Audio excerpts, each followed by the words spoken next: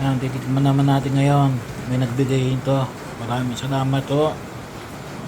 Arabica 100%.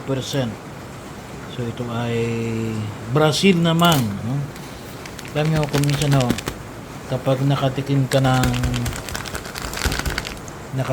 ng kape na matapang-tapang, kung minsan ang hirap na ang hirap na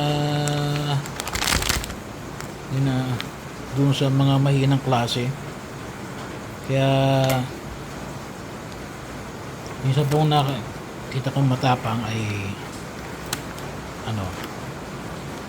Guatemala. So ito ngayon natin Arabica. Masarap pong Arabica. Yan mga kapatid, tingnan natin ngayon Brazil.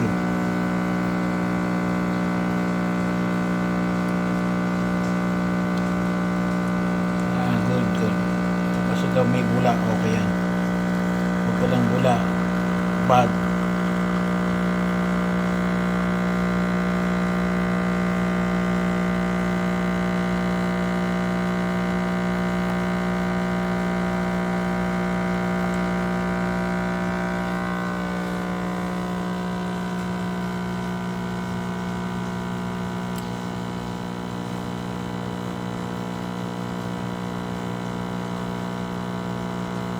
Sarap kaya. Ang bango. Kung minsan kapag nakatikim ka talaga ng mataas na kalidad, i-maintain mo, or kaya kailangan titigil ka muna ng pagtitigil para balik ka ulit sa zero.